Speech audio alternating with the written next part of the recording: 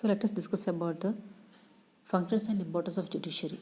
So we know that judiciary is the third organ of the government. The first two organs are legislature and executive. So the law adjudicating function is given to judiciary. And in a modern democratic state, it has so many functions to perform. It has to act as a protector of citizen against the possible excess of legislative and executive organs. When the legislature or executive tries to implement some unnecessary laws upon the people, here the judiciary acts as a protector to the citizen.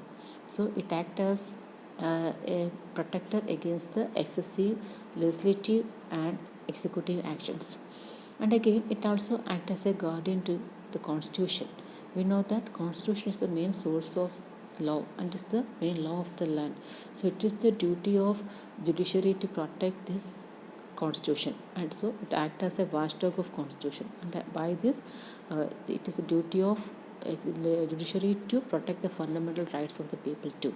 So in a modern democratic state, the judiciary has so many functions to perform. Let us discuss the main functions of judiciary in modern states. The first function of judiciary is to give justice to people. So the first and foremost function of judiciary is to give justice to people whenever they may approach. So for that purpose, they have the right to award punishment to those who violate the laws. So thus they ensure the justice to people. And again, here the judiciary has the right to fix quantity and quality of punishment given to criminals, and it has also the authority to right and authority to decide compensation to citizens, to grant compensation to citizens. So by this, the judiciary tries to give justice to people. So it is the first and foremost function of judiciary. So നമ്മളിവിടെ പറഞ്ഞു വരുന്നത് നമ്മളുടെ ഗവൺമെൻറ്റിൻ്റെ മൂന്നാമത്തെ ഓർഗനായ ജുഡീഷ്യറിയെ കുറിച്ചാണ്. ജുഡീഷ്യറിക്ക് വളരെയേറെ ഉത്തരവാദിത്തങ്ങൾ ഉള്ളൊരു ഘടനയാണ് ജുഡീഷ്യറി എന്ന് പറയുന്നത്. നമുക്കറിയാം, നിയമം വ്യാഖ്യാനിക്കുക എന്ന ഉത്തരവാദിത്തമാണ് പ്രധാനമായിട്ടുള്ളത്. അതിന് വേണ്ടിയിട്ട് പ്രധാനമായിട്ടും അതിൻ്റെ കോൺസ്റ്റിറ്റ്യൂഷനെ, നമ്മുടെ സ്റ്റേറ്റിൻ്റെ കോൺസ്റ്റിറ്റ്യൂഷനെ സംരക്ഷിക്കേണ്ട ഉത്തരവാദിത്തം, അതുപോലെ ജനങ്ങളുടെ അവകാശങ്ങളെ സംരക്ഷിക്കേണ്ട ഉത്തരവാദിത്തം എല്ലാം ജുഡീഷ്യറിക്ക് തന്നെയാണ്. അപ്പോൾ അതിനു വേണ്ടിയിട്ട് ഈ നിയമം ലംഘിക്കുന്നവരെ ശിക്ഷിക്കാനും നിയമം അവർക്ക് കോമ്പൻസേഷൻ നൽകാനും അതിനുള്ള അധികാരമെല്ലാം തന്നെ നമ്മുടെ സ്റ്റേറ്റ് നൽകിയിരിക്കുന്നത് ജുഡീഷ്യറി എന്ന് പറഞ്ഞ ഓർഗൻ. അതിലൂടെ ജുഡീഷ്യറി ജനങ്ങളുടെ നീതി ഉറപ്പാക്കാൻ ശ്രമിക്കുന്നു. അതാണ് ഇതിൻ്റെ പ്രധാനപ്പെട്ട ഉത്തരവാദിത്തങ്ങളിലൊന്ന്. So the second function is to interpretation and application of laws. So we know that every state is functioning on the basis of a constitution, and it's a brief one. Okay, it may be written or unwritten, but it's a brief one. So it is the duty of judiciary to interpret these laws and apply these laws. So here it's the duty of judiciary to interpret and apply laws to specific cases. Okay, while deciding disputes, it come forward with some new laws. It can interpret laws in a new way, thus give birth to a new law, and it also duty of judiciary to apply these laws. Okay, and these functions are mainly performed by the judges. Okay, so the main duty of judges is to interpret these laws. അപ്പം നമ്മളുടെ judiciary രണ്ടാമത്തെ ഉത്തരവാദിത്തമാണ് interpretation and application of laws. എന്താണ്? നിയമം വ്യാഖ്യാനിക്കുകയും നടപ്പിലാക്കുകയും ചെയ്യുക എന്നുള്ളത്. അപ്പം നമുക്കറിയാം, ഒരു സ്റ്റേറ്റ് എപ്പോഴും പ്രവർത്തിക്കുന്നത് അതിൻ്റെ കോൺസ്റ്റിറ്റ്യൂഷൻ്റെ ബേസ്ഡ് ആയിരിക്കും. ഇപ്പോൾ കോൺസ്റ്റിറ്റ്യൂഷൻ എന്ന് പറഞ്ഞാൽ അത് അലിഖിതമോ ആകാം, പക്ഷേ വളരെ ബ്രീഫായിരിക്കും പലപ്പോഴും. അപ്പോൾ അതിനെ സമയത്തിനനുസരിച്ച്, കാലത്തിനനുസരിച്ച്, സാഹചര്യത്തിന് അനുസരിച്ച് വ്യാഖ്യാനിക്കുക എന്ന ഉത്തരവാദിത്തമുള്ളത് നമ്മുടെ ജുഡീഷ്യറിക്കാണ്. ആ ഉത്തരവാദിത്തം ജുഡീഷ്യറി നൽകിയിരിക്കുന്നത് ജഡ്ജസിനാണ്. അപ്പോൾ സാഹചര്യവും നമ്മളുടെ സമയവും അനുസരിച്ച് നിയമങ്ങൾക്ക് പുതിയ രൂപം നൽകാനും അതിന് പുതിയ രീതിയിൽ വ്യാഖ്യാനിക്കാനും അതിലൂടെ നടപ്പിലാക്കാനുമുള്ള ഉത്തരവാദിത്തം നമ്മളുടെ ജുഡീഷ്യറിക്ക് നൽകിയിരിക്കുന്നു. And the third role is in law making. We know that lawmaking is the role of legislature. Okay, but sometimes it may comes to the hands of judiciary to create new laws. We know that while deciding the disputes, the decisions of government, the decisions of judiciary, it sometimes becomes laws. Okay, so here when they interpret the laws, pay way for giving birth to new laws. So the interpretation sometimes becomes laws, and here it is this authority is given to the judges. While they interpret the laws, sometimes these laws may converted to new laws. So here sometimes the judiciary also act as lawmaker too. Okay. ഇപ്പോൾ മൂന്നാമത്തെ ഉത്തരവാദിത്തം എന്ന് പറയുന്നത് എന്താണ്? നിയമനിർമ്മാണം. നമുക്കൊരു നിയമനിർമ്മാണം എന്നത് നമ്മളുടെ സ്റ്റേറ്റിൽ ലെജിസ്ലേച്ചറിനുള്ള ഉത്തരവാദിത്തമാണ്. പക്ഷേ ചില സമയങ്ങളിൽ ആ ഉത്തരവാദിത്തം ജുഡീഷ്യറിക്കും കിട്ടാറുണ്ട്. കാരണം നിയമങ്ങൾ വ്യാഖ്യാനിക്കപ്പെടുന്ന സമയത്തിനും സാഹചര്യത്തിനും അനുസരിച്ച് നിയമം വ്യാഖ്യാനിക്കുന്ന സമയത്ത് പുതിയ പുതിയ നിയമങ്ങൾ രൂപീകരിക്കാനുള്ള അധികാരം ജഡ്ജസിനും ജുഡീഷ്യറിക്കും കൊടുത്തിട്ടുണ്ട്. അപ്പോൾ ഈ ജഡ്ജസിൻ്റെ വ്യാഖ്യാനങ്ങൾ ചില സമയത്ത് പുതിയ നിയമമായി മാറുന്നു. അപ്പോൾ അത്തരത്തിൽ നിയമനിർമ്മാണവും ജുഡീഷ്യറിയുടെ ഉത്തരവാദിത്തങ്ങൾ ഒന്നാണ്. And fourth one is equity legislation. Equity legislation means legislation on basis of natural law. We know that our constitution is a brief one, and sometimes sometimes the laws are silent and ambiguous, and sometimes it appears to be inconsistent with some other law of the land, and sometimes it may not suit for the respective time. So in such situation, the judiciary has the authority to create new laws. Okay, so such to decide some while deciding some cases, or while deciding the disputes between citizens, or between citizen and state, the judiciary has the authority to come forward with some new interpretations, and these interpretations may be on the basis of natural law. Okay, so here this type of decisions taken by judiciary is known as equity legislation. അതായത് നമ്മളുടെ നിയമങ്ങൾ എന്ന് പറഞ്ഞാൽ നമ്മൾ നിയമങ്ങളുടെ ഏറ്റവും സോഴ്സായിട്ട് കാണുന്നത് ഭരണഘടനയാണ്. പക്ഷെ ചില സമയങ്ങളിൽ ചില കാര്യങ്ങളിൽ പൂർണ്ണമായിട്ടും ഒരു വ്യക്തത ഭരണഘടനയിൽ ഉണ്ടാകില്ല. അങ്ങനെയാകുമ്പോൾ അതുപോലെ പിന്നെ നമ്മൾ നിയമ വ്യാഖ്യാനത്തിനായിട്ട് ആശ്രയിക്കുന്നത് നമ്മളുടെ അനുഷ്ഠാനങ്ങളെയും ആചാരങ്ങളെയും നമ്മളുടെ അതേപോലെ പ്രകൃതിദത്തമായ നിയമങ്ങളെയും ഒക്കെയാണ്. അപ്പോൾ അത്തരം പുതിയ പുതിയ സാഹചര്യം വരികയാണെങ്കിൽ ആ സമയത്ത് ഭരണഘടന അല്ലാതെ ഇത്തരമുള്ള നിയമങ്ങളെക്കുറിച്ച് അവ്യക്തതയാണുള്ളതെങ്കിൽ ആ ഒരു സമയത്ത് പുതിയൊരു നിയമത്തിന്, അതായത് നാച്ചുറൽ ലോയെ ബേസ് ചെയ്തിട്ട് പുതിയ നിയമം സൃഷ്ടിക്കാനുള്ള അധികാരം നമ്മളുടെ ജുഡീഷ്യറിക്കുണ്ട്. അപ്പോൾ ആ സമയത്ത് അവർ കൂടുതൽ പരിഗണിക്കുന്നത് നമ്മുടെ സാഹചര്യങ്ങളെ കൂടുതൽ ജനങ്ങൾക്ക് നീതി ഉറപ്പാക്കാൻ വേണ്ടിയിട്ട് ആ സമയത്ത് സാഹചര്യങ്ങളെയും നമ്മളുടെ അതേപോലെ തന്നെ നാച്ചുറൽ ലോസും അതുപോലെ കസ്റ്റംസും കൺവെൻഷൻസും എല്ലാം വെച്ചിട്ട് വളരെ കൃത്യമായിട്ടൊരു നീതി ഉറപ്പാക്കാൻ ശ്രമിക്കുകയും ചെയ്യും. അപ്പോൾ അത്തരത്തിൽ ഉള്ള നിയമനിർമ്മാണത്തിന് പറയുന്ന പേരാണ് എക്വിറ്റി ലെജിസ്ലേഷൻ എന്നുള്ളത്. equity legislation. And fifth one is protection of rights. And we know that judiciary is known as the protector of fundamental rights of citizen. So it is the main responsibility of judiciary is to protect the fundamental rights of citizen. And here it is a duty of judiciary to protect the rights of citizen.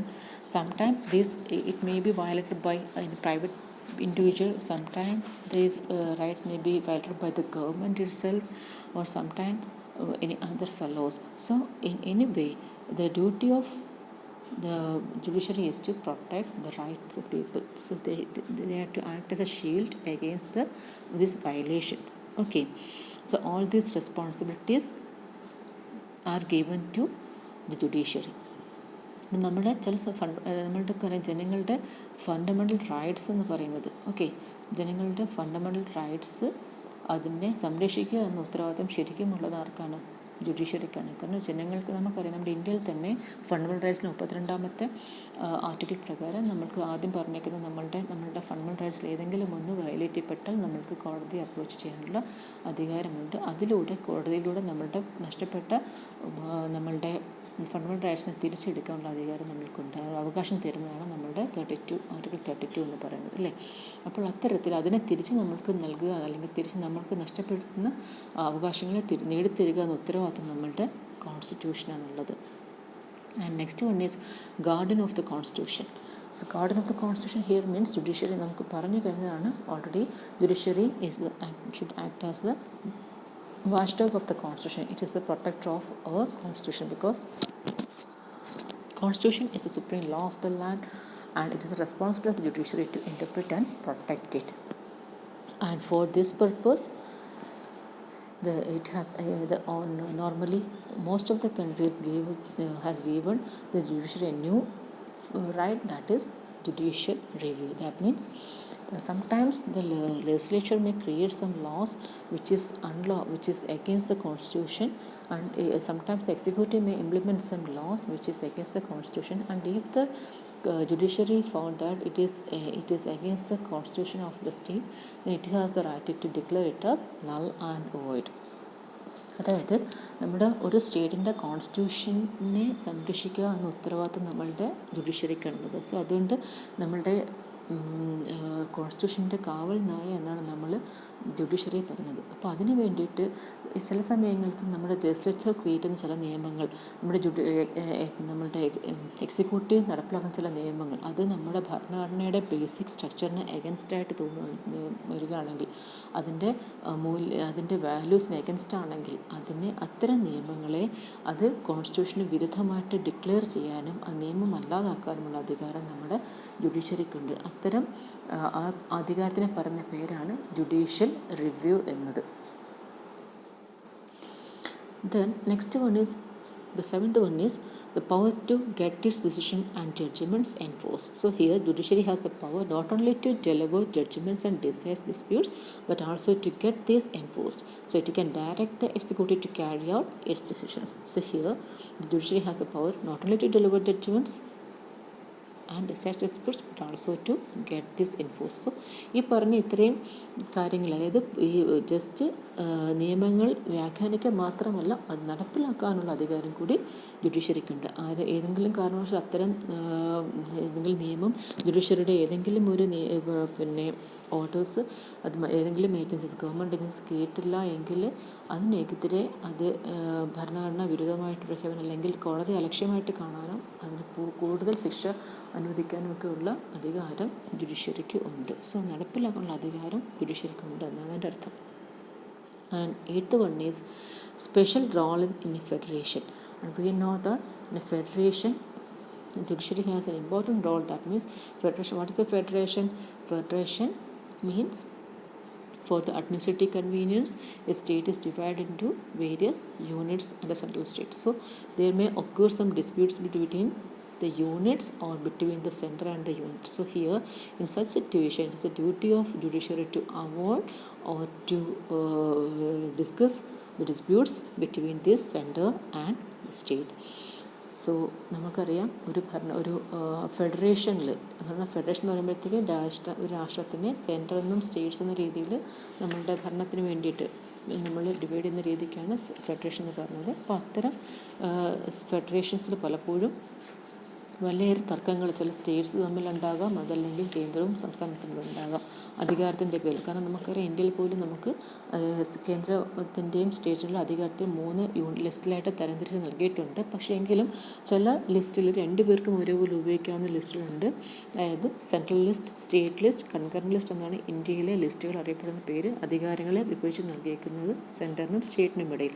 അപ്പോൾ അതിൽ നമ്മുടെ central list എന്ന് പറഞ്ഞാൽ central ഗവൺമെൻറ്റിന് മാത്രം നിയമം നടപ്പിലാക്കാവുന്ന വിഷയങ്ങൾ, state list എന്ന് പറഞ്ഞാൽ സ്റ്റേറ്റുകൾക്ക് മാത്രം നിയമം നടപ്പിലാക്കാവുന്ന വിഷയങ്ങൾ. പക്ഷേ കൺകറൻറ്റ് ലിസ്റ്റിൽ 2 പേർക്കും ഒരേപോലെ നിയമങ്ങൾ നടപ്പിലാക്കുന്ന വിഷയങ്ങളാണ്. പക്ഷേ അവിടെ ഒരു വിഷയം, ഇൻ കേസ് ഇവർക്കിടയിൽ എന്തെങ്കിലും തർക്കം ഉണ്ടാവുകയാണെങ്കിൽ അതിൽ സെൻട്രൽ ഗവൺമെൻറ് കുറച്ച് മുൻതൂക്കം നൽകുന്നുണ്ട്. അപ്പോൾ അത്തരത്തിൽ തർക്കമുണ്ടാകുന്ന സാഹചര്യം വളരെയേറെയാണ്.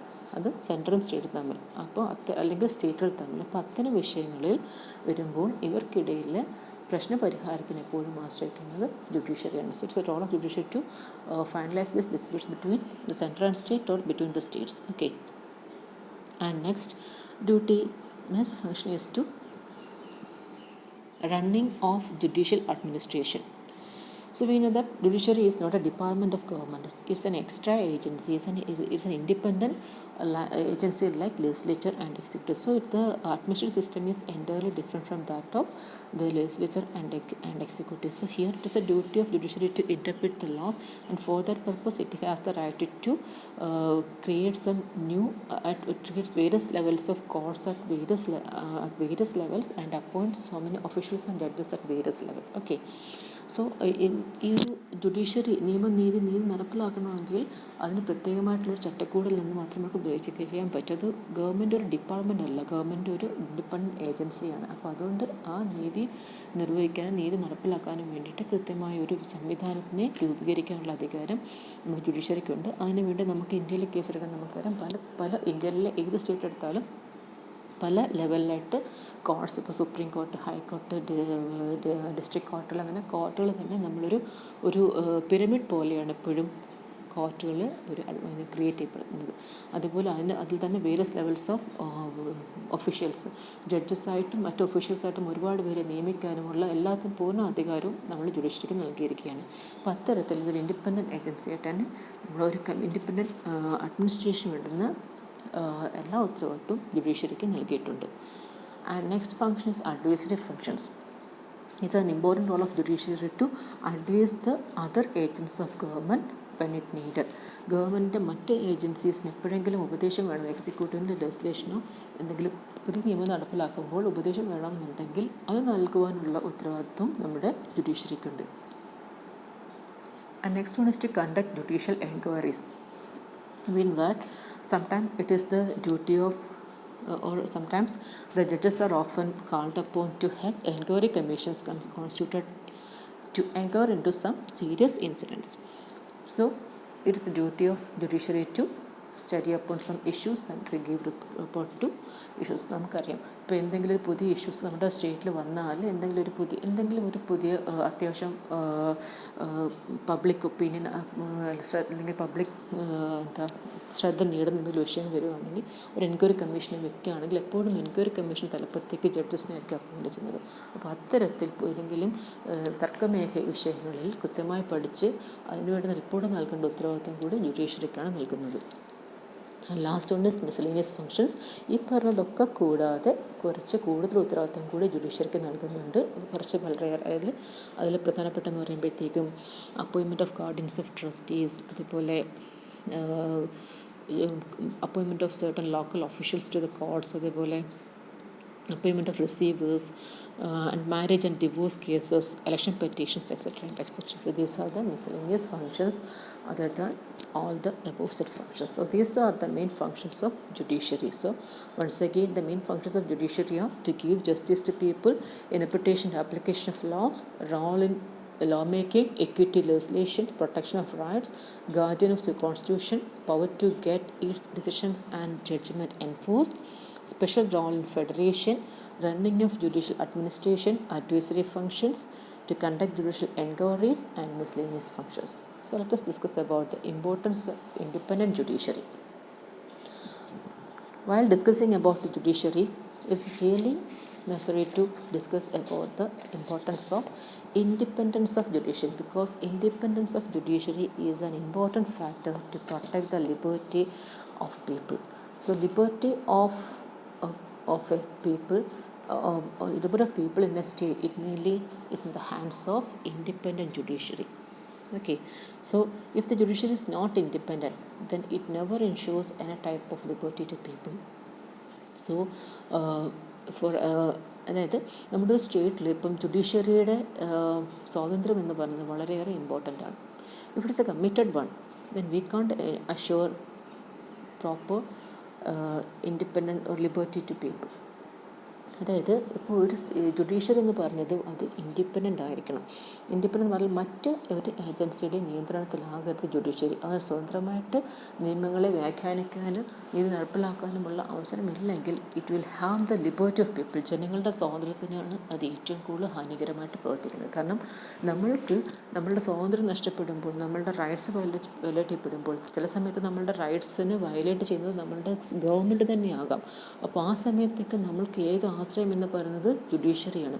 നമ്മൾ ഓടിയെത്തുന്ന ജുഡീഷ്യറിയുടെ അടുത്തേക്കാണ്. അപ്പോൾ ആ ജുഡീഷ്യറി ഇൻഡിപെൻഡൻ്റ് അല്ല എന്നുണ്ടെങ്കിൽ, ഈ ലെജിസ്ലേച്ചറും എക്സിക്യൂട്ടീവാണ് ജുഡീഷ്യറിയെ നിയന്ത്രിക്കുന്നതെങ്കിൽ, പിന്നെ അവിടെ നമ്മൾക്ക് ലിബർട്ടി എന്ന വാക്കിന് യാതൊരു അർത്ഥമില്ലാതെയാകും, അവകാശങ്ങൾ എന്ന വാക്കുകൾക്ക് യാതൊരു അർത്ഥമില്ലാതെയാകും. So importance of judiciary, it depends upon the independence of judiciary. And why should we need an independent judiciary? Because for discussing that, we have to discuss about the importance of judiciary. എന്തിനാണ് independent judiciary ആവശ്യമെന്ന് ചോദിച്ചാൽ നമുക്ക് എന്തിനാണ് ഒരു judiciary എന്ന് നമ്മൾ പറയേണ്ടി വരും. അതിൽ പ്രധാനപ്പെട്ട ഫങ്ഷൻസ് എന്ന് പറയുമ്പോഴത്തേക്ക് എന്തൊക്കെയാണ്? Because judiciary act as dispenser of justice. നമുക്കറിയാം നിയമം നടപ്പിലാക്കുന്നത് ജുഡീഷ്യറിയാണ്. Protector of rights of people, ജനങ്ങളുടെ അവകാശങ്ങൾ സംരക്ഷിക്കുന്നത് ജുഡീഷ്യറിയാണ്. Guardian protector of the constitution of the state, ഒരു സ്റ്റേറ്റിൻ്റെ കോൺസ്റ്റിറ്റ്യൂഷൻ്റെ ഗാർഡിയൻ തന്നെ ജുഡീഷ്യറിയാണ്. Arbiter of central state disputes, സംസ്ഥാനങ്ങളും കേന്ദ്രവും തമ്മിലുള്ള തർക്കങ്ങളിലെ മധ്യസ്ഥനായിട്ട് നിൽക്കുന്നത് ജുഡീഷ്യറിയാണ്. Safeguards against the legislative and executive excesses, എപ്പോഴെങ്കിലും നമ്മുടെ നിയമനിർമ്മാണ സഭയോ അല്ലെങ്കിൽ കാര്യനിർവഹണ സഭയോ നമ്മുടെ സ്വാതന്ത്ര്യങ്ങളിലേക്ക് അമിതമായി ഇടപെടുമ്പോൾ അതിനെ തടയുന്നതും ജുഡീഷ്യറിയാണ്. Check against arbitrary exercise of power by power holders, അധികാരത്തിലിരിക്കുന്ന അധികാരത്തിനെ ദുർവ്യാഖ്യാനം ചെയ്യുമ്പോൾ അല്ലെങ്കിൽ ദുരുപയോഗം ചെയ്യുമ്പോൾ അതിനെ തടയിടുന്നതും ജുഡീഷ്യറിയാണ്. Guardian of role of law and justice, അടുത്തതായിട്ട് നമുക്കറിയാം it act as the guardian of rule of law and justice. Rule of law means എന്താണ് റൂൾ ഓഫ് ലോ എന്ന് പറയുമ്പോഴത്തേക്കും it means that all are equal before law and no one is above law. അതായത് it provides equality of law to all. എല്ലാവരും നിയമതുല്യരാണ്, ആരും നിയമത്തിന് അതീതരല്ല എന്ന് പറയുന്ന ഒരു വ്യവസ്ഥയാണ് റൂൾ ഓഫ് ലോ എന്ന് പറഞ്ഞാൽ. ഇപ്പോൾ ഒരു സ്റ്റേറ്റിൽ ഈ ഒരു വ്യവസ്ഥ നടപ്പിലാക്കണമെങ്കിൽ ജുഡീഷ്യറി വേണം. അപ്പോൾ ഇങ്ങനെയൊക്കെ ഉള്ളൊരു ജുഡീഷ്യറി ഇൻഡിപെൻഡൻ്റ് അല്ലാതെ കഴിഞ്ഞാൽ then the term liberty has no meaning in that state. ആ സ്റ്റേറ്റിൽ ലിബർട്ടി എന്ന വാക്കിന് അതൊരു മീനിങ് ഇല്ലാത്ത അവസ്ഥയിലേക്ക് പോകും. സോ അതുകൊണ്ട് ജുഡീഷ്യറിക്ക് അത്യാവശ്യം വേണ്ടുന്ന ഈ മുകളിൽ പറഞ്ഞ എല്ലാ ഉത്തരവാദിത്വം നടപ്പിലാക്കണമെങ്കിൽ അതിന് ബേസിക്കായിട്ട് വേണ്ടുന്ന ഒരു ഫാക്ടറാണ് ഇൻഡിപെൻഡൻസ്. ഓക്കെ, സോ ഇത് പറയാൻ കാരണം ചില സ്റ്റേറ്റിൽ ജുഡീഷ്യറിയുടെ ഇൻഡിപെൻഡൻസ് എന്ന് പറയുമ്പോഴത്തേക്കും ഇല്ല. അത് അത്തരം സ്റ്റേറ്റിന് അല്ലെങ്കിൽ ചില സ്റ്റേറ്റിൽ അത് മറ്റു ചിലരോട് കമ്മിറ്റഡ് ആണ്, ജുഡീഷ്യറി മറ്റുള്ള നിയന്ത്രണത്തിലാണ്. അപ്പോൾ അത്തരം ജുഡീഷ്യറി പറഞ്ഞ പേരാണ് കമ്മിറ്റഡ് ജുഡീഷ്യറി എന്നത്. ഓക്കെ, അപ്പോൾ ഈ കമ്മിറ്റഡ് ജുഡീഷ്യറി എന്ന് പറഞ്ഞാൽ it is committed to summon, ഏതെങ്കിലും ചിലപ്പോൾ എക്സിക്യൂട്ടീവിനോടായിരിക്കാം അല്ലെങ്കിൽ ലെജിസ്ലേച്ചറിനോടായിരിക്കാം. അപ്പോൾ അത്തരത്തിൽ ഏതെങ്കിലും ഇൻസ്റ്റിറ്റ്യൂഷനോട് ജുഡീഷ്യറി കടപ്പെട്ടിരിക്കുകയാണെങ്കിൽ അവിടെ ഒരിക്കലും നമുക്കറിയാം പൂർണ്ണമായിട്ടും ആ സ്റ്റേറ്റിൽ നീതി നിർവഹിക്കപ്പെടില്ല എന്നുള്ളത്. അപ്പോൾ അത്തരം ജുഡീഷ്യറി പറയുന്ന പേരാണ് committed judiciary. So for the essential functioning of judiciary, one of the important factors is the independence of judiciary. So for ensuring the independence of judiciary, we have to ensure some essential factors, essential elements, which are they? First of all, appointment of only high qualified and experienced judges.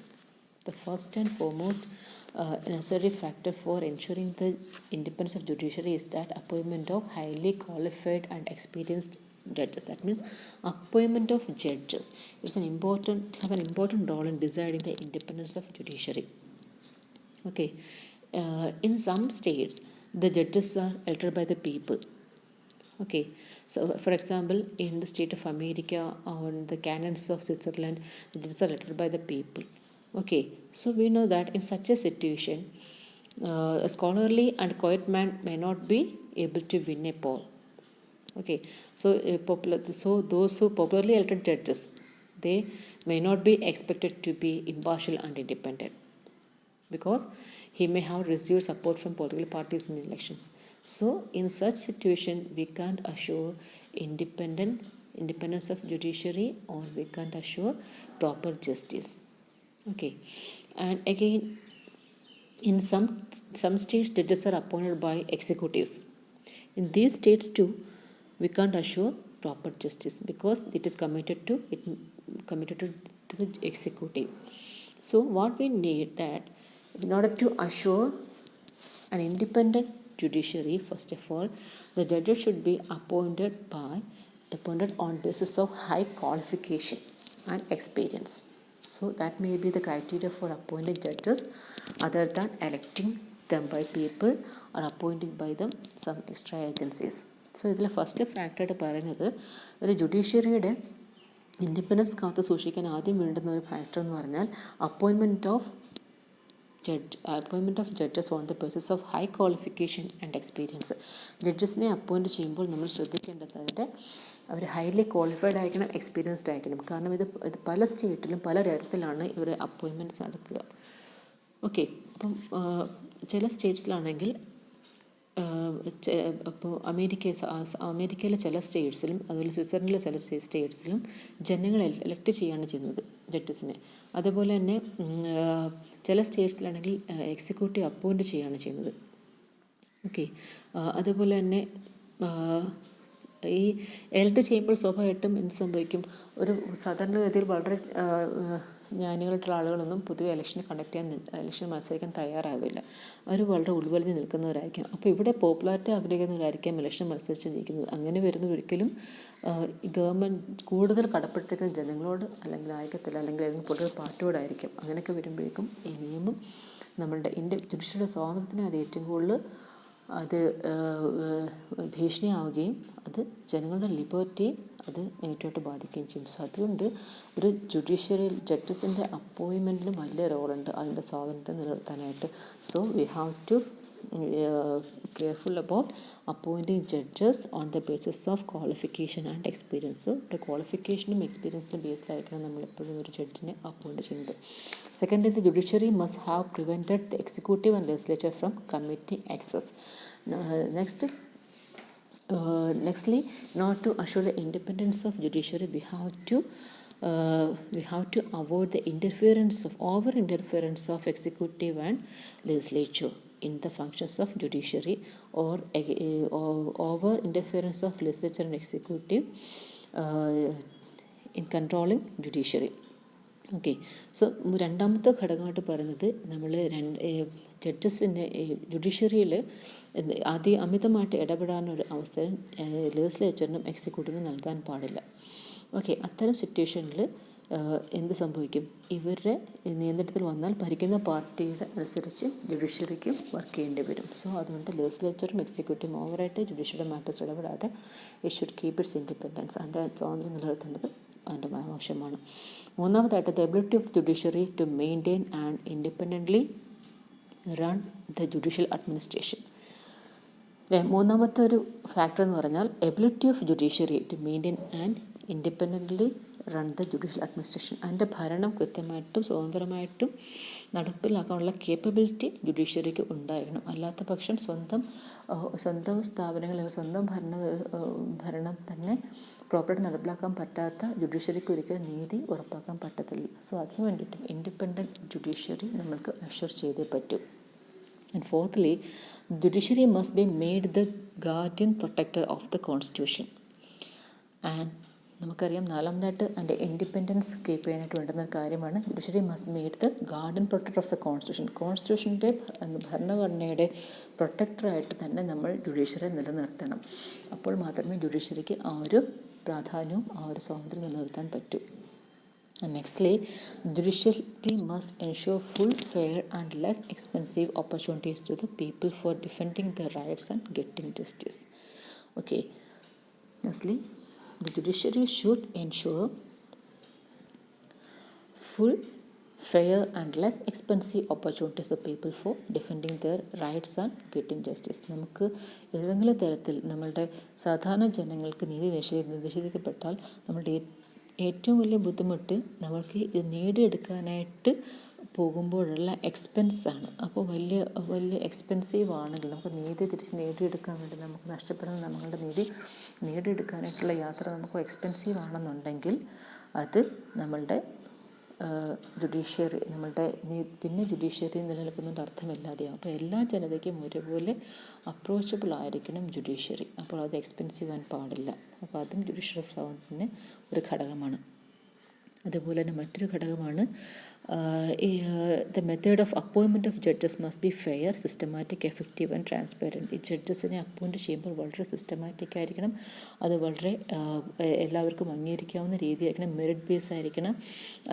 അല്ലാതെ ഏതെങ്കിലും ഒരു പാർട്ടിയുടെ over influence അത് വരാൻ പാടില്ല. അത്തരത്തിലുള്ള എല്ലാ സ്വാതന്ത്ര്യങ്ങളുടെ അത്തരത്തിലുള്ള വളരെ ഫെയർ ആയിരിക്കണം, ട്രാൻസ്പെറൻ്റ് ആയിരിക്കണം ജഡ്ജസിൻ്റെ അപ്പോയിൻമെൻറ്റ് എന്ന് പറയുന്നത്.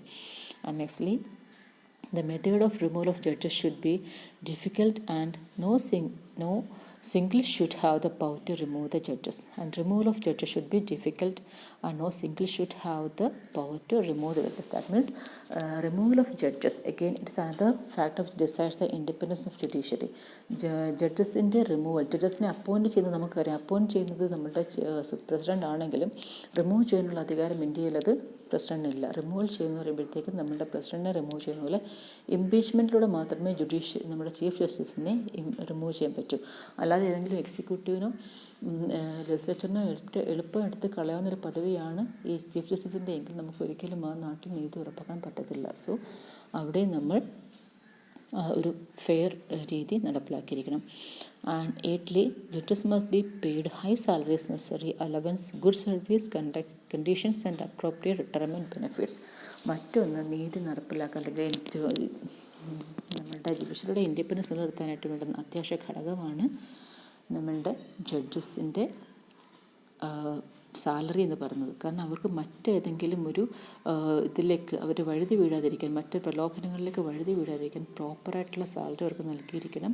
അവർക്ക് സമൂഹത്തിലെ മറ്റുള്ള ഏതെങ്കിലും ഇതിലേക്ക് പോകാതിരിക്കാനായിട്ട് തക്ക രീതിയിൽ അവർക്ക് നല്ല അലവൻസ് നൽകിയിരിക്കണം, അവർക്ക് ഗുഡ് സർവീസ് നൽകിയിരിക്കണം. അതേപോലെ റിട്ടയർമെൻറ്റിന് ശേഷം അവർക്ക് നല്ല ബെനിഫിറ്റ് നൽകണം. അല്ലെങ്കിൽ റിട്ടയർമെൻറ്റിന് ശേഷം പറ്റി ഏതെങ്കിലും ഒരു നല്ലൊരു ജോലി ഓഫർ ചെയ്യുന്നവരോട് വേണമെങ്കിൽ അവർക്ക് അതിന് മുമ്പുള്ള സമയത്തെ ഒരു കൂറ് കാണിക്കാം. അപ്പോൾ അത്തരത്തിലുള്ള റിട്ടയർമെൻറ്റിന് ശേഷം അവർ ജോലി ചെയ്യാതിരിക്കുക എന്നൊരു വ്യവസ്ഥ ഉണ്ടാകണം.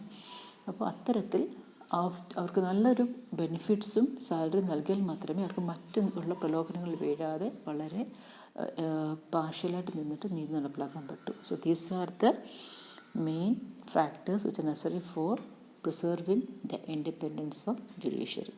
Thank you.